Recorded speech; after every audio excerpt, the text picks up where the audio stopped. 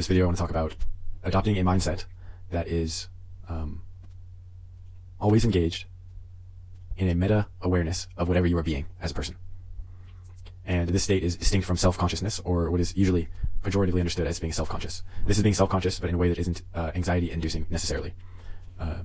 So this is living life not always as the self, not acting out the ways of self, the ways of survival and identity and identification, but still allowing it to be, but you are understanding it as a process. You are living through it and as it, but you see it for what it is, a perception, an experience, intelligence or karma or whatever context, it doesn't matter. You just understand that it's something that you're observing, something that you can notice patterns within, something that you can see change and development in, something that you're observing always. And if you constantly pop into that frame, the perspective that you start to generate or that you start to live from is free from all the content. And when I say free, I mean it isn't you. It isn't what you are necessarily. So you're experiencing it, and I'm talking about emotions and thoughts right now. Very simple. You're seeing the emotions instead of being the emotions. And this frame is not just something that frees you from anxiety or anger. It is something that allows you to understand the immensity of the situation that you're in as a person and the beauty and the intelligence inherent therein. So this is the constant transcendence frame or the meta-awareness frame. It's transcendent. Meta-awareness and transcendence are related in that when you take a meta perspective on any perception, on any identification, on any self-form, that is in itself transcendence. When you identify with the meta perspective, you have transcended one level. That's one way to put it. Ken Wilber says something, and I think he got it from somebody else.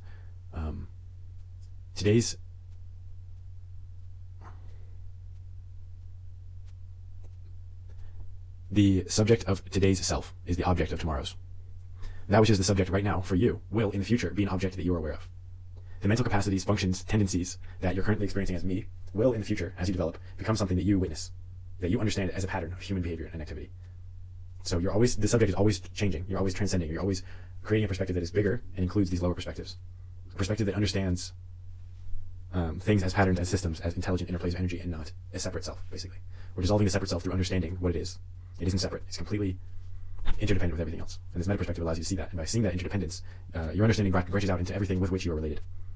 The experience that you have right now, being a self, being an identity, and whatever form of intelligence you are, is already related to all this other content. Its very nature is a relationship to so many things. And you can witness that relationship. And in witnessing of that relationship, you witness both sides of the thing. And that turns out to be literally everything. So one of the core questions that anyone who's seriously investigating the nature of their own existence will have to come across and investigate is, how much of my life and my self-experience do I have control over? When we think about it and when we start to take these kind of questions seriously, it can sort of seem like a gray area, or we can become philosophically or conceptually swayed in one direction or the other. We can say, I have total control, or we can say, I have a little bit of control, or we can say, no, I don't have any. And this is something that I've thought about a lot and struggled with, and I mean, it's kind of an important question, and at the same time, it's not important at all. So the question is, do I control my life? Did I create myself? Am I creating myself? Am I creating my life circumstances? A lot of these are the easy answers. No, I did not choose to be me. At least I don't have any memory of that. I didn't choose my parents or my friends. I didn't choose my language or my culture. None of that. It was all imparted unto me from without, and without any control on my part. So all that stuff, no. But then we come across this domain of experience that is like, do I want to eat this or that? And I see like, yeah, I'm making those decisions. The other ones, no. But I want to think about this now. I'll think about something else. Or these kind of decisions, we can say, yes, I have control over them. But then when you look at it, you can kind of see, well, where do we cross that line? At what point do we gain control over situations? At what point do we lose control? It becomes drawing lines in the sand, and there's no true distinction, no true way to say this or that. And it's an interesting place to be philosophically, and as a self that is experiencing itself as having a certain amount of control, but understanding, in some cases and at some times, that there is absolutely no way that an individual person identity here can be the operator of any of this, the orchestrator of it. It maybe is part of the process, but it is completely dependent on the prior steps and the steps that follow it in that process. So, how much control do we have over our lives? And consider this question without brushing it off as, oh, that's just philosophy, because if you really get into it and really look at the subject seriously, you come to a place where you can have a radical understanding, a radical change in your perspective. And it's so different than prior that you change fundamentally. Your experience of life changes fundamentally. So how much control do you have? How much control do I have over my life? I would say none whatsoever. But take control of your life. Take control of your life, while knowing that there is no possible way you can have control. At what point would this control come into being? Even just saying that isn't really.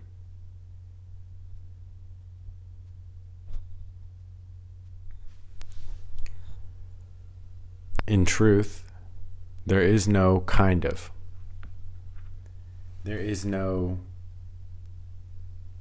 middle ground.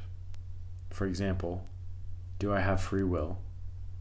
the answer will never be kind of. Do I have control over my life? It's not kind of. Does reality exist?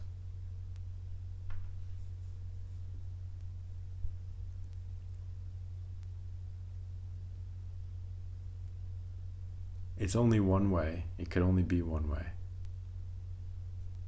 In the absolute sense. Hi, my name is John, and in this video I want to talk about understanding the body and the self as a biophysical mechanism.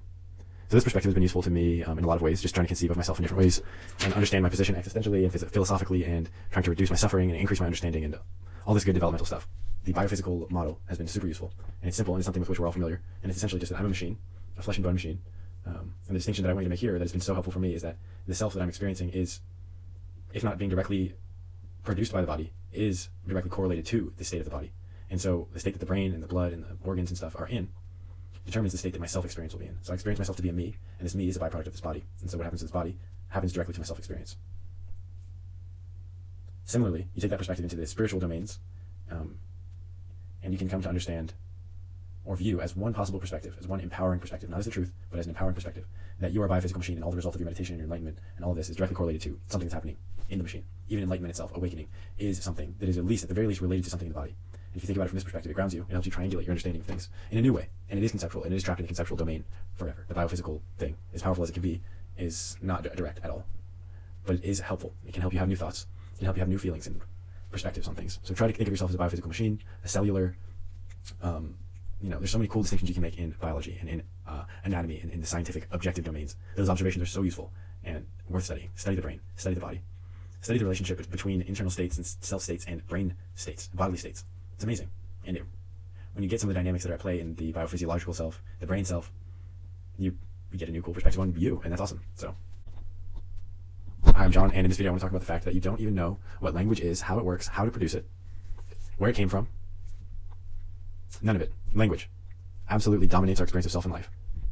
And yet we do not know what is going on. When you're speaking, pay attention to the actual process of producing sounds, moving your lips, conceiving of things, representing them with words, getting them across to somebody else. It is absolute fuckery. Amazing engineering. You are understanding what I'm saying right now. And so am I. But if you look into the experience of language and using language, and you contemplate really what the structure, like, you look into language and see what's going on. It's incredible. But what I want you to notice mostly is that you do it completely effortlessly. No thought given. Language. Duh. I guess I don't really have much to say about that, except notice that language is everywhere. It is everything. It is meaning. It is you. Life is defined by this language. And you don't really know what it is. You don't know how you're doing it. So interesting stuff.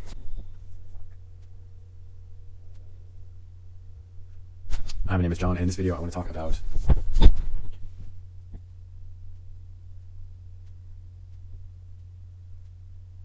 conceiving of life as an opportunity to master yourself, and seeing every single challenge and every perception really as an opportunity to understand God, or to understand yourself at the deepest level that you possibly can.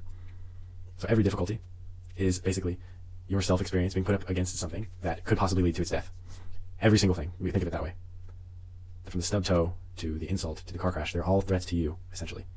And the opportunity that you have in all of those situations is to understand more deeply, basically, what you're afraid of and why you don't have to actually be afraid of it. As you understand why not to be afraid of these things, you are understanding what you are. The more deeply you understand what you are, the less fear you have in relationship to conditions. Because what you are rightfully has no actual fear-based relationship, has no reason for the fear. And so as you're confronting these fear-based opportunities, these fear reactions, and looking them in the eyes and noticing that they're not going to kill you, or understanding the implications of them killing you for real, you come closer and closer in touch with what you are. So use that fear to take you to the truth. It takes you to the truth by having you confront the falsehood and see it for what it is. So life is an opportunity for mastery through the confrontation of hardship that highlights what you are not, by showing you the illusory nature of that which seems to be threatened moment by moment. It's a dirty job, but somebody's got to do it. And my name is John, and in this video I want to talk about transcending sexuality or mastering sexuality.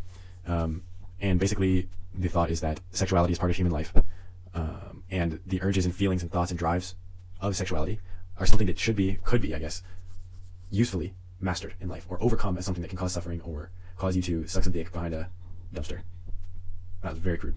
Sexuality, when mastered, can turn into a source of empowerment rather than a pain in the ass. So just being horny and then jacking off and then you're tired, or being horny and then hooking up with somebody that you shouldn't hook up with, or isn't best for you to hook up with, or being horny and just being frustrated.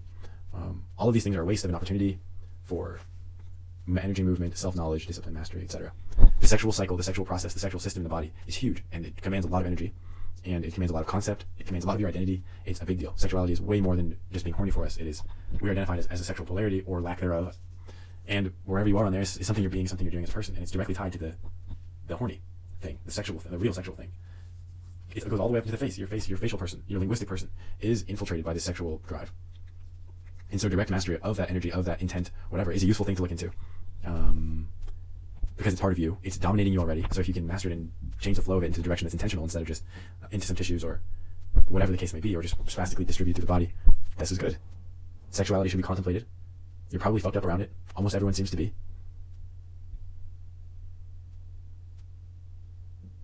Master the sexuality. This is part of being human.